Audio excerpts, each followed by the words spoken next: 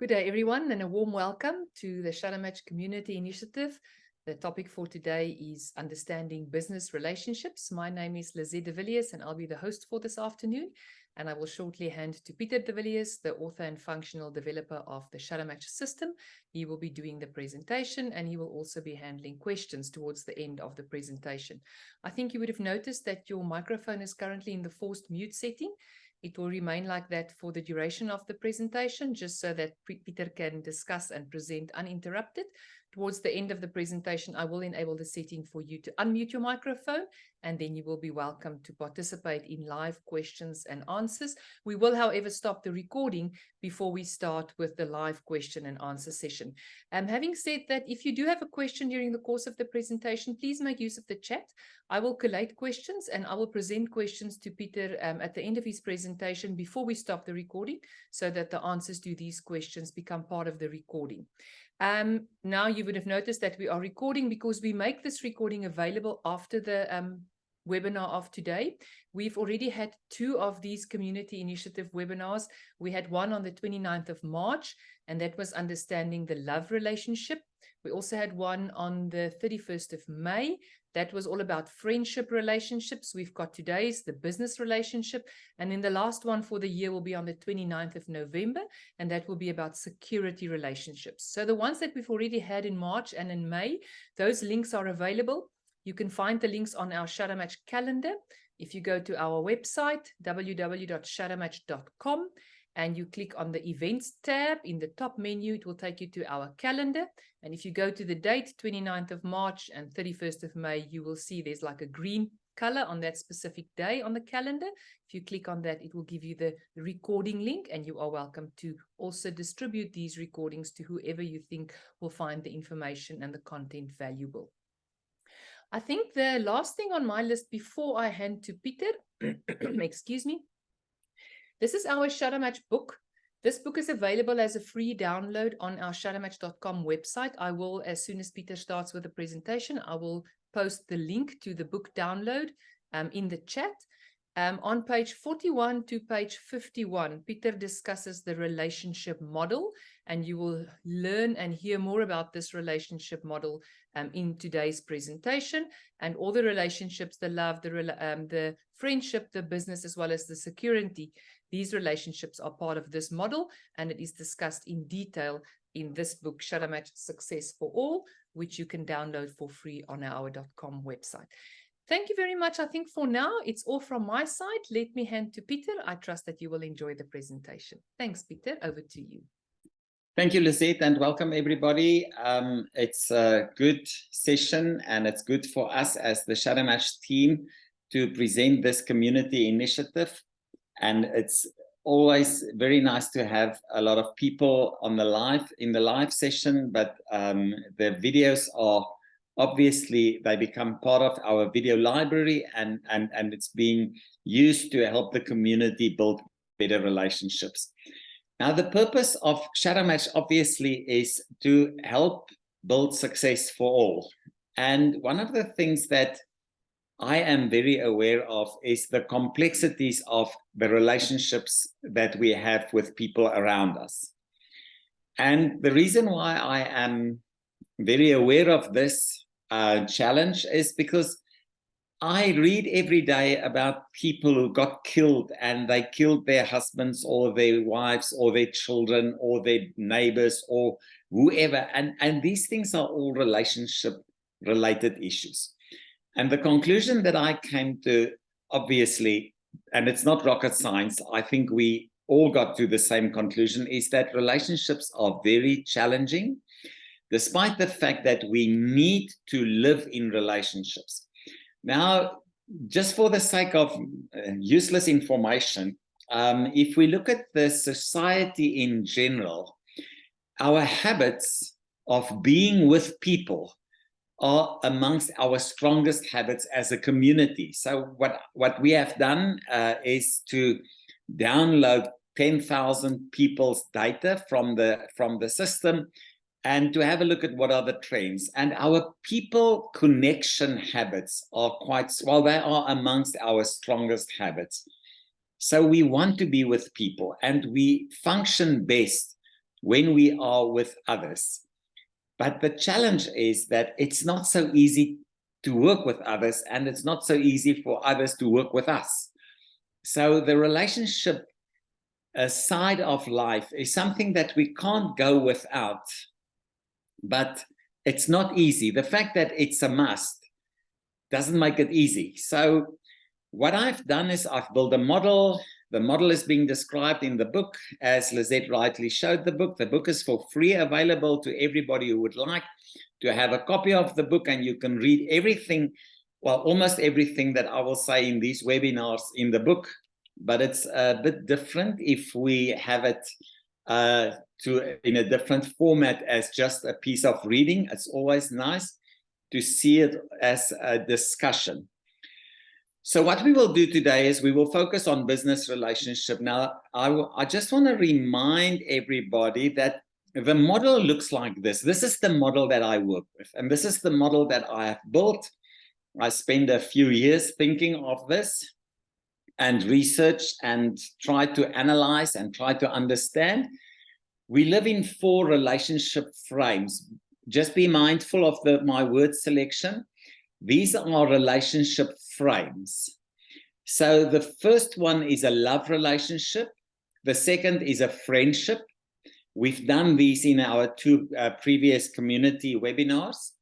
And the common denominator between these 2 relationships is that these relationships are social and intuitive, and they are more driven by caring and sharing for others and for each other. So it's more of a social and an intuitive feeling relationship, an emotional. I don't like the word emotional that much because it reduces it to something that I don't think it is. But it's more on our social intuitive side, where we take care of one another and we take care of a person one directional. So then we have on this side of the equation a business relationship and a security relationship. What is the common denominator between these 2, friendship and business? It's a bi-directional relationship. So both parties must benefit from the relationship and both must contribute sort of equally to the relationship. What is the common denominator between business and security? It's relationships that we must have to function, but they are more rational. They are more sort of on the thinking side of things. We must plan for this, and we must manage them in a more sort of intellectual manner. And they are both around the point of exchange and winning. In other words, I'm in this relationship to gain something. I want to get more from it than what I have now. And then between the love and security relationship is the common denominator here between these 2 is the fact that they are predominantly single directional relationship. In other words, they are primarily in the interest of one party, and both do not benefit equally from the relationship. Now, we've done this, as Lizette said, we've done this one in a previous community webinar. We've done this one. Today we will do this one, and then the next one, the last one for the year, will be on security relationship. This is the dangerous one. This is the destructive, dangerous relationship that destroys people, and we must be very aware of that. Now, these are the relationship frames. Now, we have different relationship types. Today, we will focus on this frame. In other words, that'll be our focus for today. But we have different relationship types. For instance, a love relationship is a specific type of relationship. A parent-child relationship is a specific type. It's between a parent and the child. And then family is another different relationship type. So these 2 fall solidly into the love box, into this quadrant of love relationship. Family, a healthy family relationship it sits in predominantly in 2 of these quadrants. a little bit more friendship, but there should always be a component of love in it. I'll come to this one last. Friendship, it sits solid in friendship relationships, staying together, also known as cohabitation. This is when people have to move into the same apartment. They share an apartment or they share a house, just for the sake of practicalities and maybe financial reasons. And they have to stay together to make things work, like students, for instance, or people working on a project or working on a mining project for a few months, and they have to share an apartment with others or with one other person. And then we call this as staying together or cohabitation. The best way to see this, it's more business, but it's good to have a bit of friendship in the relationship, just to make things a bit easier for the parties that live in this cohabitation situation. Then a work relationship, that's brutal, straightforward business. And then teacher-learner is also a relationship type where one person teaches somebody else, or it's a mentor or a coach or whatever it might be, but somebody is more in a teaching capacity and the other party is more in a learning capacity. Here we have, it's a pure business relationship. Now, all of this can fall into this trap of a security relationship. I just want to conclude with a comment of marriage. This is the part that makes marriage such a challenging and difficult relationship to manage and to keep the energy of the relationship alive and active, because just as a fact of life, this relationship, marriage, covers all four. And this is what makes it so difficult.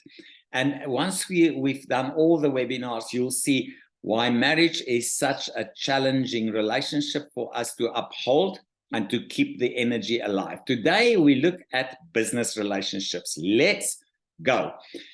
So what we have in a business relationship, it's a powerful relationship, and it's one of the relationships that it's very easy to understand the relationship and to relate to the components. It's an easy relationship. Both parties must experience the relationship as a winning venture.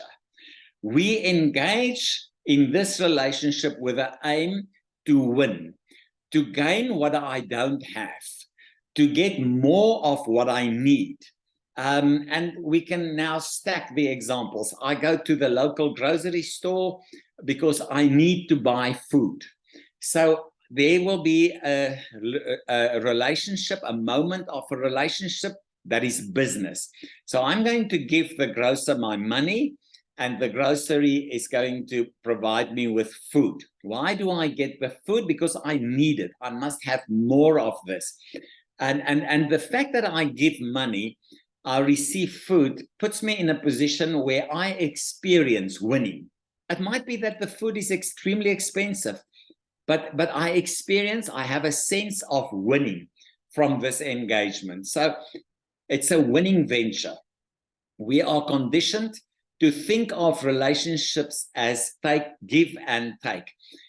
It's as if society has conditioned us, it programmed us with this conviction and this philosophy that relationships are about give and take.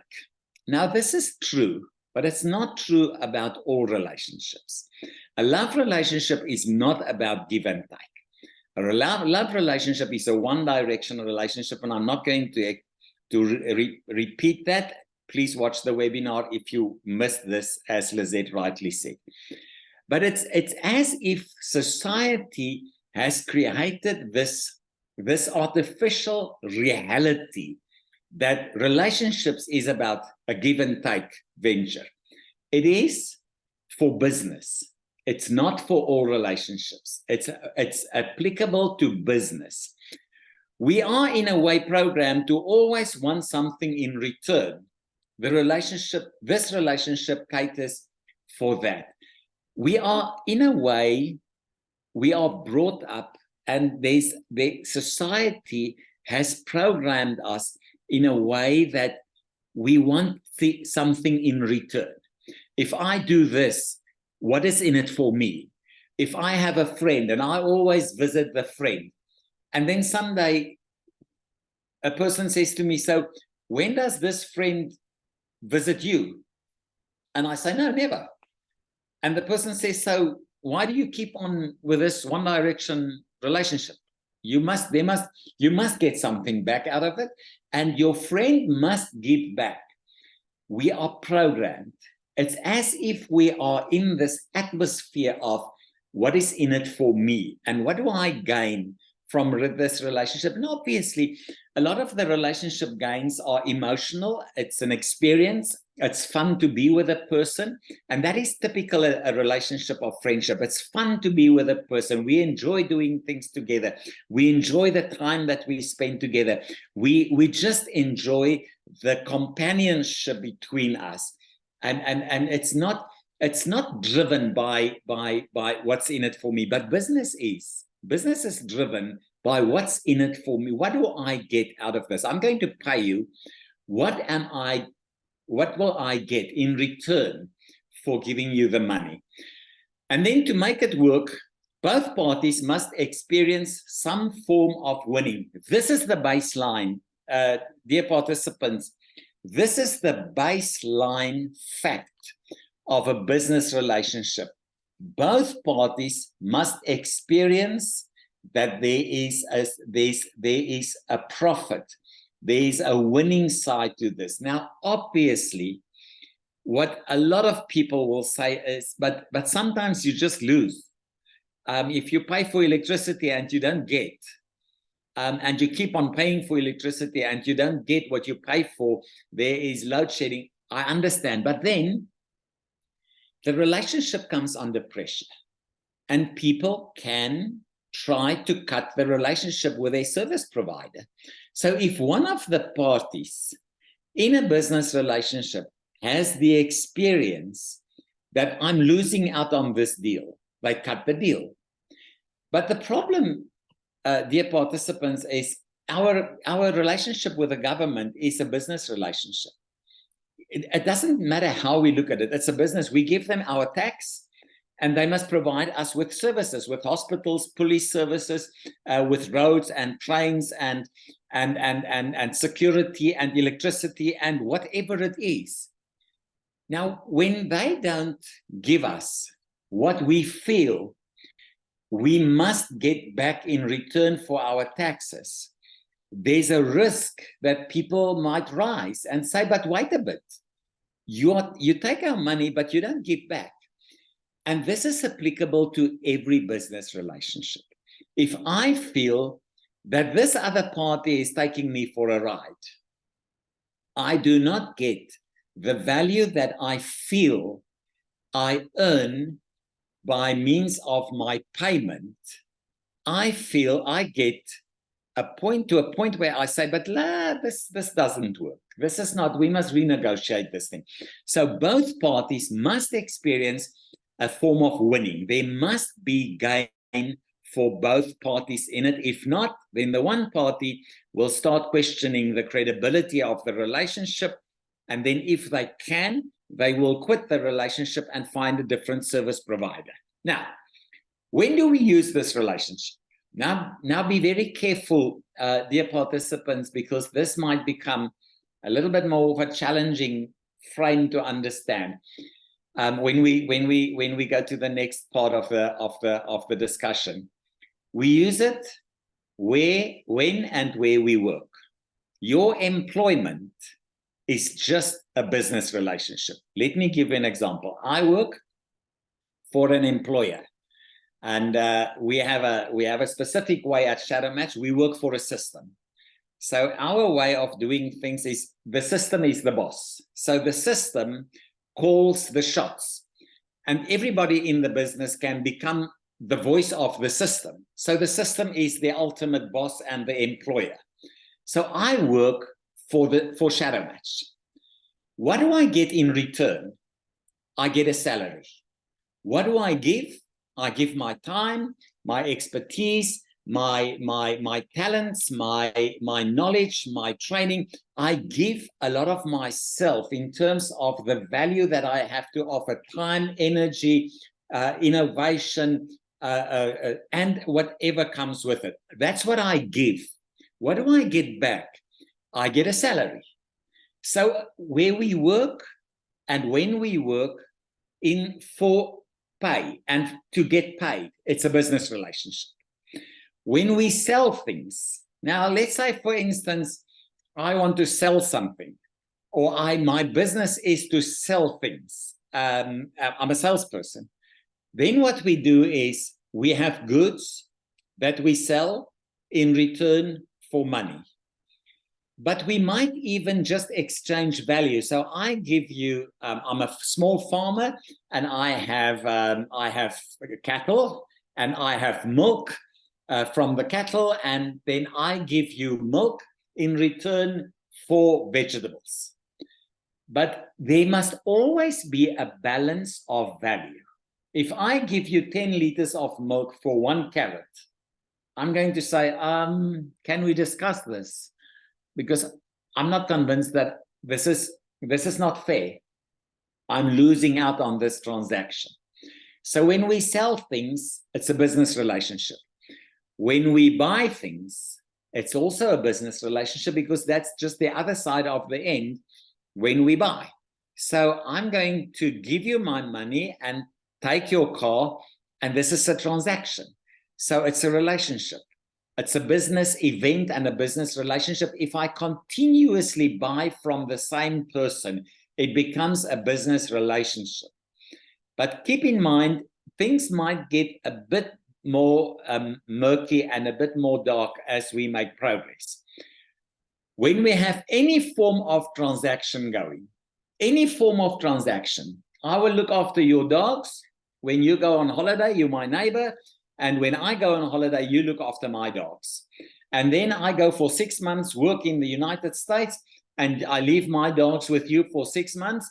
And in return, you go for a week somewhere to the coast, and I will say, no, don't worry, I'll look after your dogs. If this keeps on happening, my neighbor might say, but wait.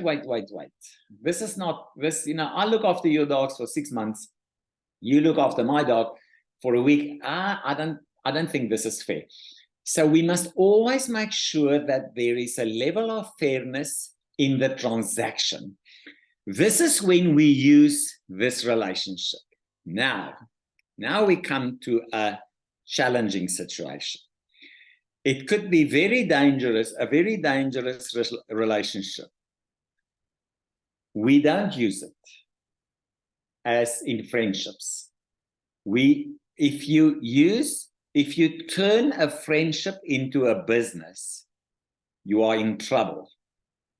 Because either the friendship is going to take a knock, or the friendship will override the business relationship and the business will not fly. Friendships, if you start a business with a friend, what you do is you pollute both the relationships, and it's actually in one relationship. So you mix things that shouldn't be mixed. Friendship is something different. I play golf with my friends to enjoy a moment with them where the value I get from the relationship is an intuitive and an emotional value. Business is not that. Business is transactional, factual, and tangible. I pay you 100,000 Rand for this car, or I pay you $10,000 for this piece of equipment. It's a factual, hard, tangible relationship. If we mix this with friendship, both relationships are in trouble, because we mix things that should not be mixed. Now, I know a lot of people might ask, but what if I am now in this relationship with a friend and we run a business together? Well, it's trouble. It's very challenging, and you've got to sort this out and discuss this and make it a very, very open and honest discussion. Let's have a look at some of the others. It could be very dangerous if we use it with our children. Please, for heaven's sake, don't do it. Just don't do it. Don't say to your child, if you get A's or distinctions in high school, in your final year high school, I will buy you this car. Don't do it. Because what you do is you turn a parent-child relationship into a transactional business relationship. So how do I motivate my child?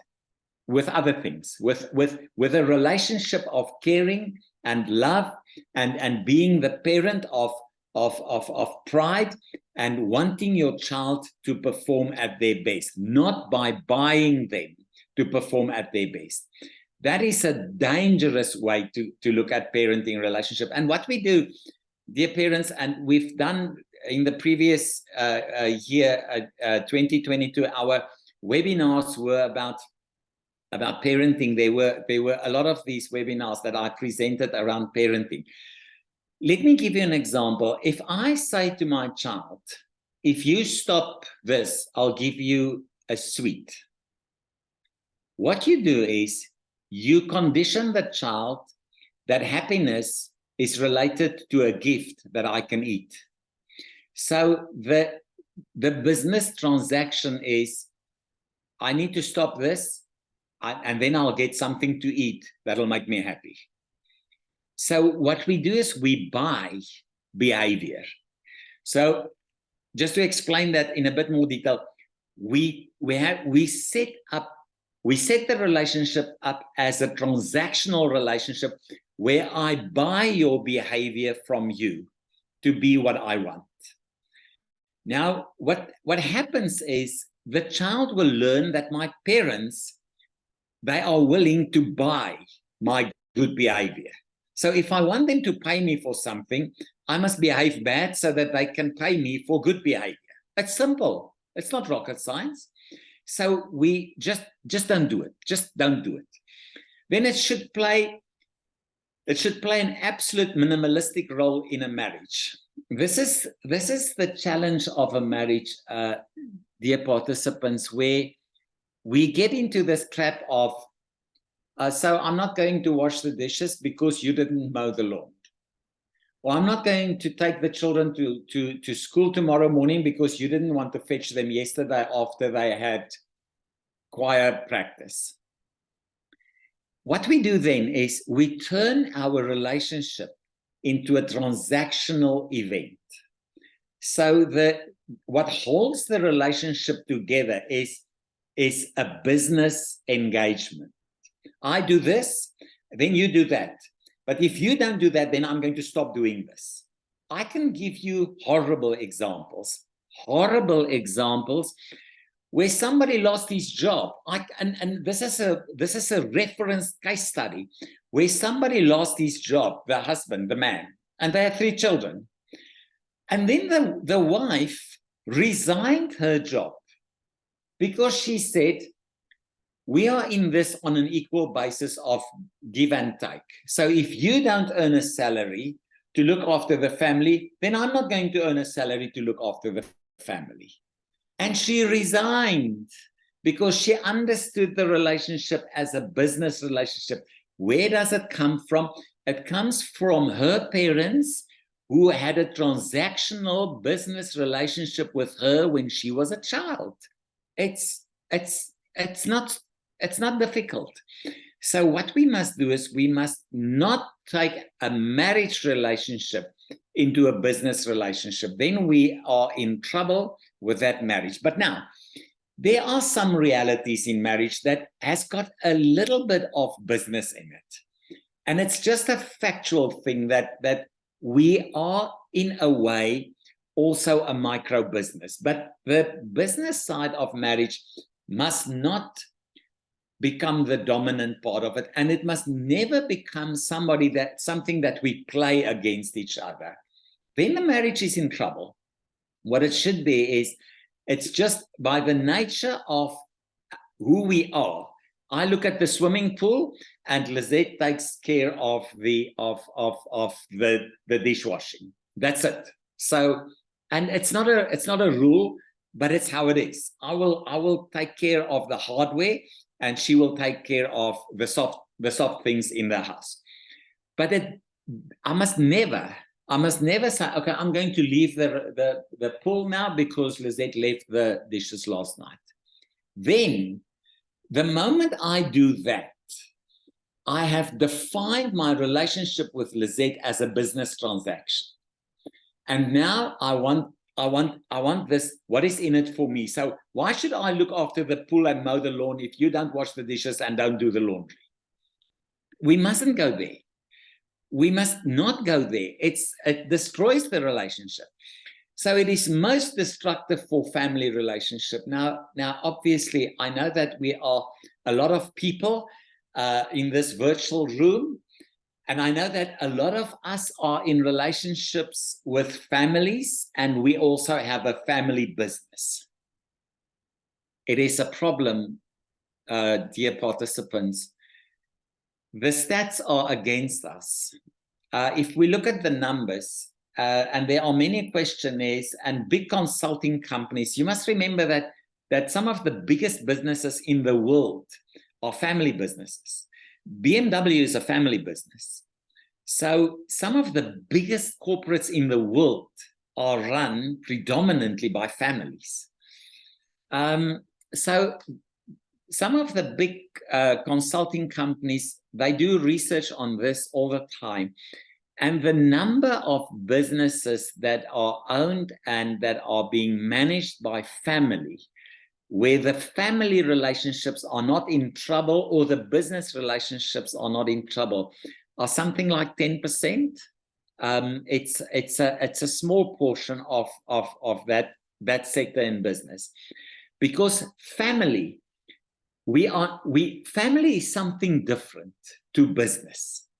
It's not a business. A family is not a business. It's a different relationship, and it's a different social frame. Now, obviously, I understand, and I must be very much upfront in this discussion, because Lisette and I are married, and we run a business together, and we are part of the same business. And the most pressure points that we experience between us is around business discussions. So family and business is not an easy thing to manage. It's a very, very challenging scenario and a very challenging reality to manage. And if you are one of the 10% where it works, I'm very proud of you. I am extremely proud of you. And I want to congratulate you, because it's not easy. I can tell you the most horrible stories about families where the three brothers were fired by their dad, the CEO, because he came to the conclusion that they destroyed the business, and he just fired them, and it destroyed the family, and it was a mess. So it's not for family. Then, just a short reminder. Let's just have a look at a few reminder points. In this relationship business, both parties must win. It's a win-win relationship. They must gain value. They are in the relationship because they need something, or they want to score emotional points for whatever reason. Let me just explain this sentence. If I go buy a car for millions, and the car's not worth the millions, why did I buy it? Because I want to score. The value that I get from buying the car is emotional. It's a heavy emotional content, and I'm willing to pay a very high price so that I can gain those emotional points of value. So sometimes people buy watches for millions, and they wear the watches because it's an emotional value that they get out of it. The point is, there must be value that I am willing to pay for. The second bullet point here is, it works in areas where we need to get what we need, in areas where we need to get what we need to make a living, build a business, build wealth, and just survive materially. If you see a beggar in the street, and the beggar comes to you and say, please, I don't have food, and you give the beggar money, that is actually a micro business event. What do you get in return? Maybe you feel good that you've helped somebody. maybe what you got in return is just to get rid of the beggar. Maybe what you get in return is just to walk away and say, thank you, I've helped you, I've given you whatever I gave you, please, I'm okay. So the value that I gain from this business event is I got rid of this person. I moved this person out of my life, and that might be for some people a huge gain. So these are micro business events or business transactions or business relationship events that we engage all the time. But it's related to this emotional side of things. But in most instances, it's the relationship where we get what we need, we build a business, we build wealth, or we just survive materially. In other words, I have to work because I have to take care financially of my children and my own life. Now, what we must now do is, this is how we should use it. Now, if you have a moment and you would like to do it, maybe make a screenshot of this slide, because this is quite, and then you don't have to watch the video, the whole video to get to the slide again. But these are the 10 points, how this relationship works and how it should work. So this is sort of, let's call it the near perfect way of running and managing a business relationship. There must be a high level of honesty in the relationship. If one of the parties catch the other of being dishonest, the relationship is in trouble. Let me give you an example. I go and I buy a car, and they say, now the car, let's take just a straightforward example. The car will cost you 500,000 rand. And I say to them, okay, is this is the final payment? Yeah, this is the final payment. Okay, all right. So send me the invoice. They send me the invoice, and I see, but this is not 500,000 rand. It's 550. So I say, but how did you get to 550? No. But the one that we priced you on doesn't have the smart radio, and it doesn't have the screen for optimal connection with your mobile phone and your mobile devices, and it hasn't got a map as part of the screen or the IT system. Then I say, but this is not what you said. I asked you, what does this car cost? And yeah, no, I know, sir, but what I then do is I say, this person is not honest. This person he wants to take me for a ride. And then we run the risk of canceling the deal. Not because I cannot afford the 550,000 rand, but because I experience the individual to be dishonest. This is where we lose business. We lose business, and where things go wrong in a business relationship is when one, and most people won't say it, they won't say, but you're not taking me for a ride. They will just say, okay, you know what, let me think about this again. I had a bit of a different picture in mind. They walk out and the transaction is gone. They will then go to the next dealer, buy exactly the same car for 550,000 rand, but they have the preset agreement that, and they will ask, does this include this and this and this? Yeah, it does. So put it in writing. I want it in writing. It includes this and this and this. What is excluded on this deal? So what they take the learning from the dishonest dealer to the next dealer and say, okay, you're not going to catch me again. I'll pay the 550, but you're not going to take me for a ride again, or for a ride in my life again.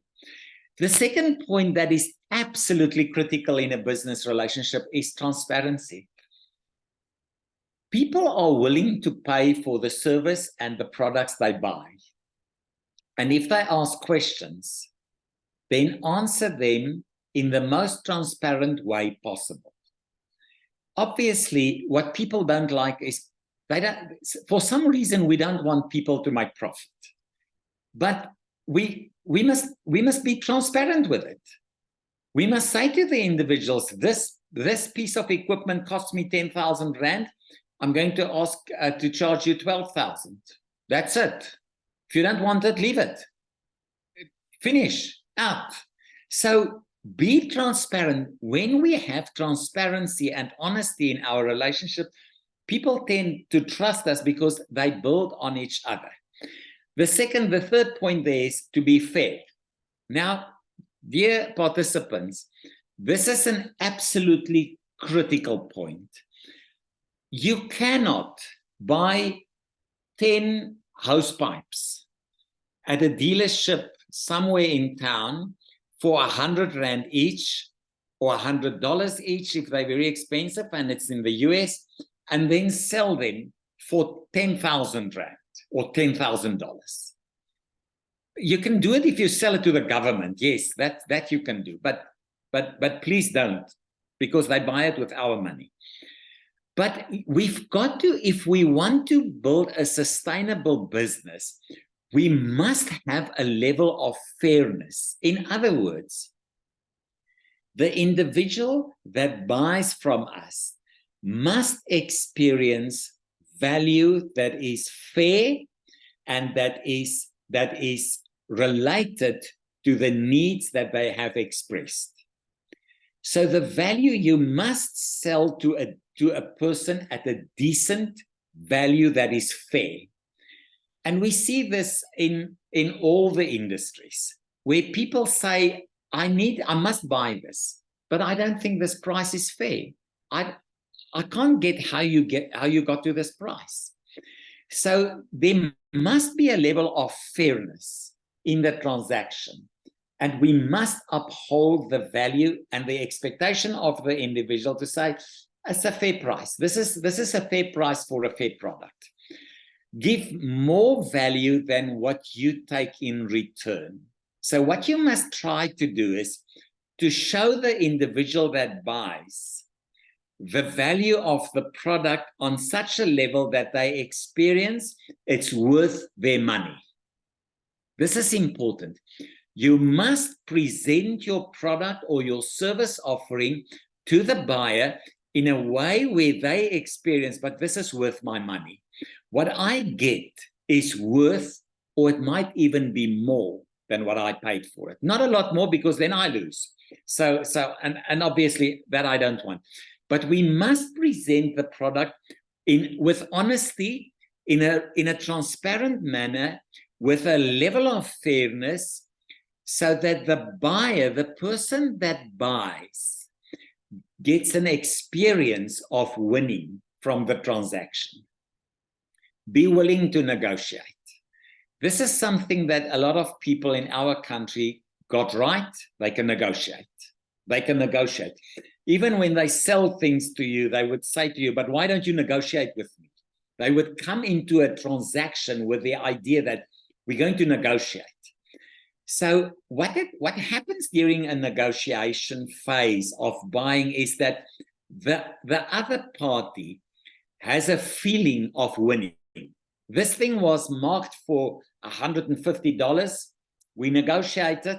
I was interested in it. I'm very interested. I was willing to pay $150 or rands for it. I got it for 120. I think this is a bargain. So the negotiation side of a transaction is always a good point to push and to make the relationship work and the sense of winning for both parties.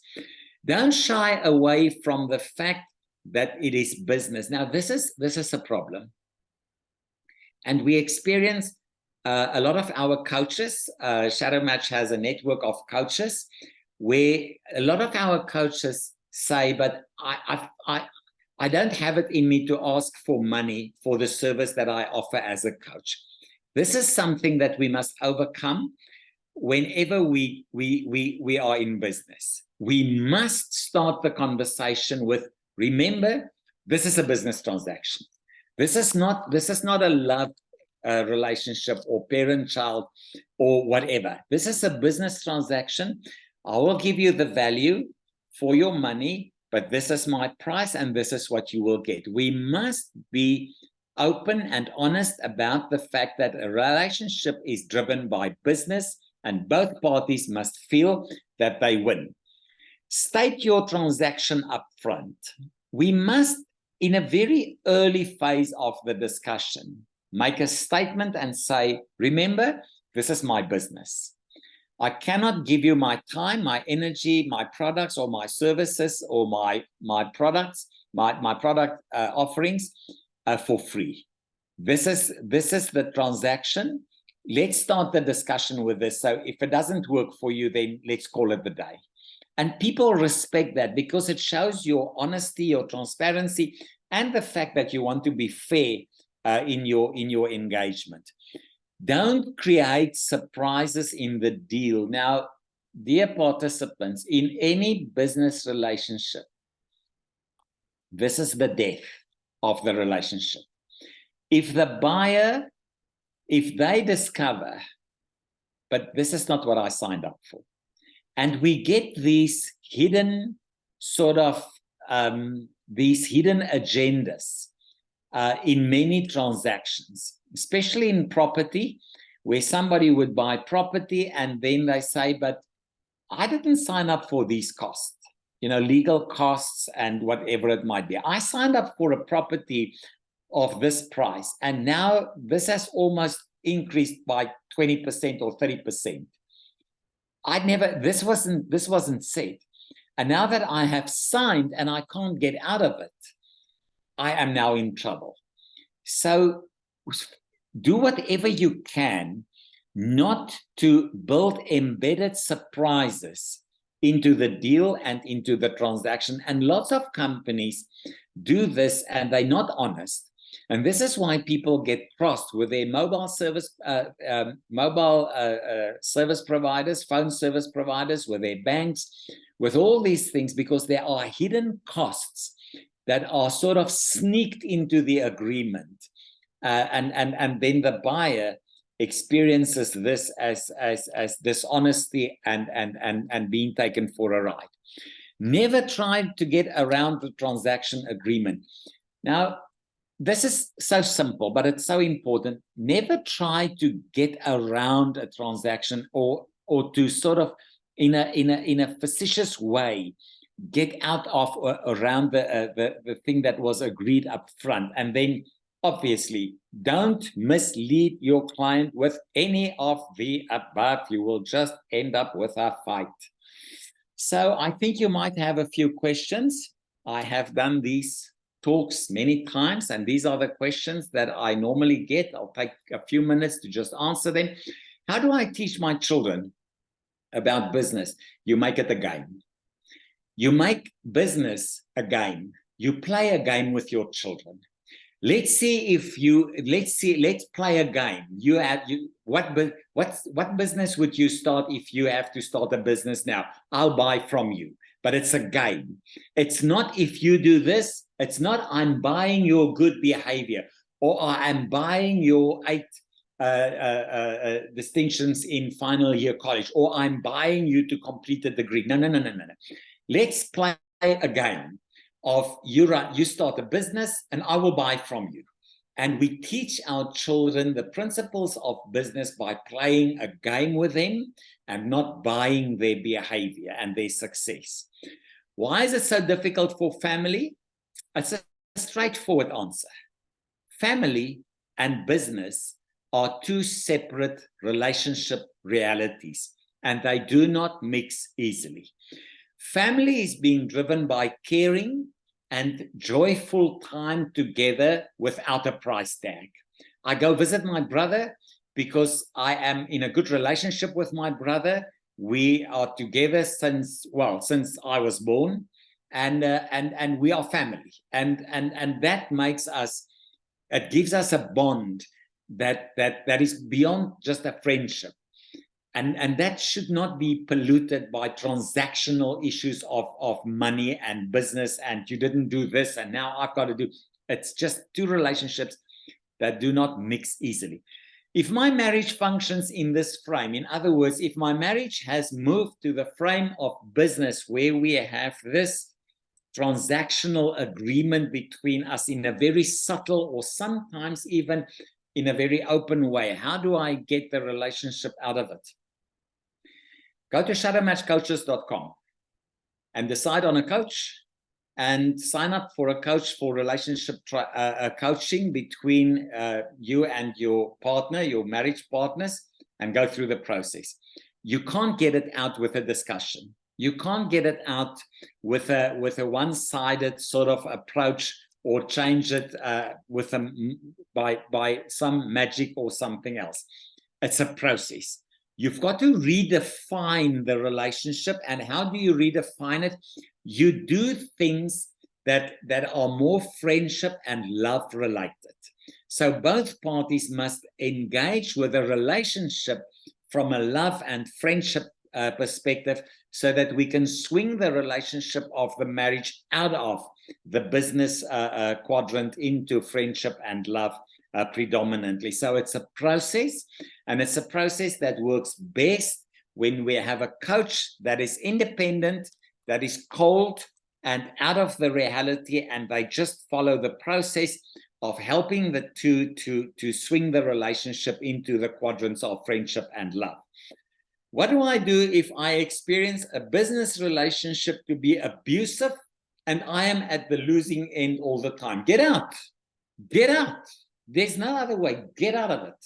Resign. Get out. If a relationship is abusive and the individual takes strain out of it, just get out of it. What if you can't? Then it's a problem. Then you need to sit down and ask yourself a few questions. And it's a good idea to get a coach. Obviously, a shadow match coach will help you with that. But then you have to sit down and say to yourself, but what do I want from this business relationship?